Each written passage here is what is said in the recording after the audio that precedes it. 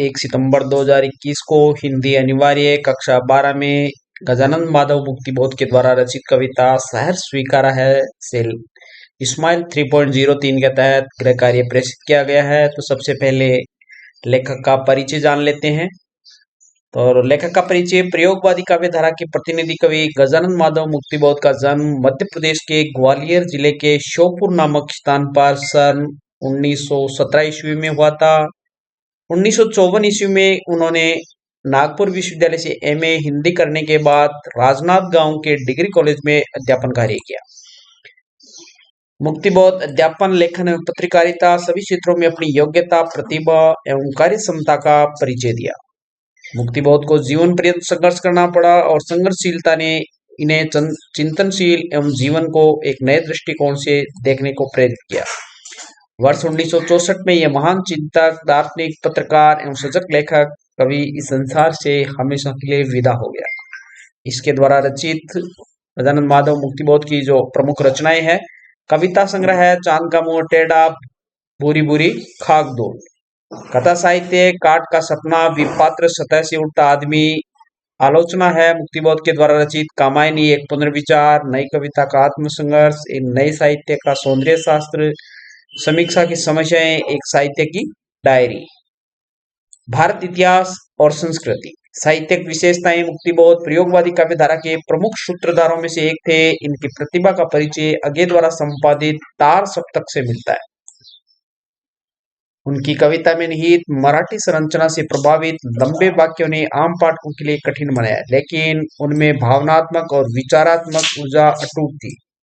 जैसे कोई नैसर्गिक अंतर स्रोत हो जो कभी चुकता ही नहीं बल्कि लगातार अधिकाधिक वेग और तीव्रता के साथ उमड़ता चला जाता है। यह ऊर्जा अनेकानेक कल्पना चित्रों और फैंटेसियों का आकार ग्रहण कर लेती है। इनकी रचनात्मक ऊर्जा का एक बहुत बड़ा अंश आलोचनात्मक लेखन और साहित्य संबंधी चिंतन में सक्रिय रहे। ये पत्रकार भी थे। इन्होंने राजनीतिक विषयों, अंतर्राष्ट्रीय परिदृश्य तथा देश की आर्थिक समस्याओं पर लगातार लिखा है।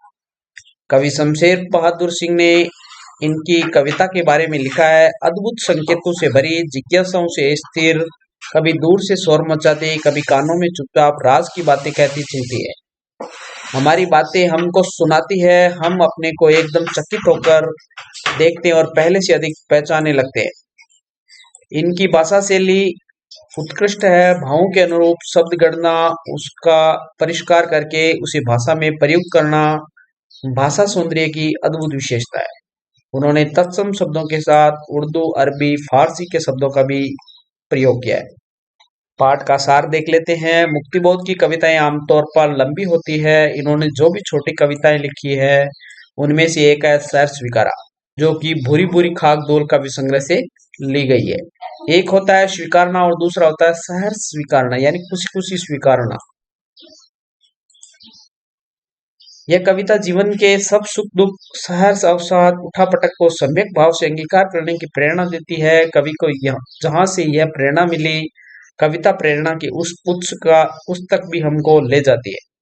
उस विशिष्ट व्यक्ति या सत्ता के इसी सहजता के चलते उसको स्वीकार किया था, कुछ इस तरह स्वीकार किया था कि आज तक सामने नहीं भी है तो भी आसपास उसके होने का एहसास है। मुस्काता चांद, चांद जो धरती पर रात भर, मुझ पर त्यों तुम्हारा ही खिलता हुआ चेहरा। सार रूप में इस कविता को देखें तो कवि कहता है कि मेरे जीवन में जो कुछ भी है वह मुझे सहज स्वीकार है। मुझे जो कुछ भी मिला है वह तुम्हारा दिया हुआ है तथा तुम्हें प्यारा है। मेरी गवीली गरीबी, विचार, वैभव, गंभीर अनुभव, दृढ़ता, भावना आदि सब पर तुम्हारा प्रभाव है। तुम्हारे साथ मेरा न जाने कौन सा नाता है कि मैं जितनी भी भावनाएं बाहर निकालने का प्रयास करता हूँ वे भावनाएं उतनी अधिक उमड़ती रहती है। तुम्हारा चेहरा मेरी ऊपरी धरती पर चांद के समान कांति बिखेरता रहता है। कभी कहता है मैं तुम्हारे प्रभाव से दूर जाना चाहता हूँ क्योंकि मैं भीतर से दुर्बल पड़ने लगा हूँ।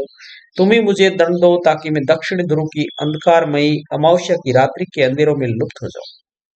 मैं तुम्हारे उजालेपन को अधिक सहन नहीं कर पा रहा हूँ। तुम्हारी ममता की कोमलता भीतर से चुभने सी लगी है। मेरी आत्मा कमजोर पड़ने लगी है।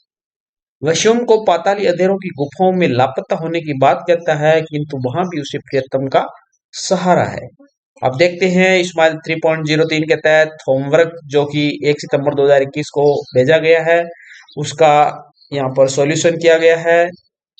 पहला प्रश्न दे रखा है, तार सप्तक किस कवि के द्वारा संपादित है? तो शुरुआत में अपन पढ़ चुके हैं कि तार सप्तक अज्ञेय के द्वारा संपादित है। तार सप्तक एक काव्य संग्रह है जो कि अज्ञेय द्वारा वर्ष 1943 ईस्वी में नई कविता के प्रणयन हेतु 7 कवियों का एक मंडल बनाकर तार सप्तक का संकलन एवं संपादन किया गया।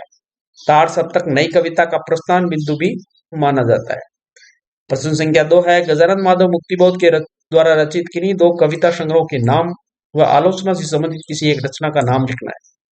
तो कविता संग्रह है चांद का मुंह टेढ़ा और बुरी बुरी खाक दूर, और आलोचना है कामायनी एक पुनर्विचार, नई कविता का आत्मसंघर्ष, नई साहित्य का सौंदर्य शास्त्र, समीक्षा की समीक्षाएं, समस्याएं, एक साहित्य की डायरी।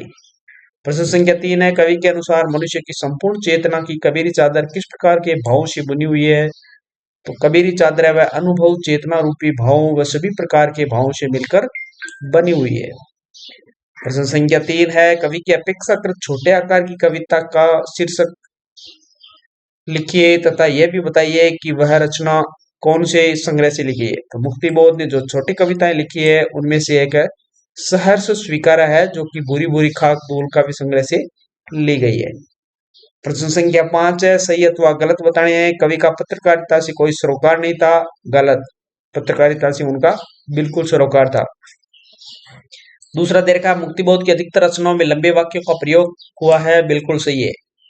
कवि ने पाठ्य पुस्तकों का लेखन कार्य भी किया है। बिल्कुल किया है।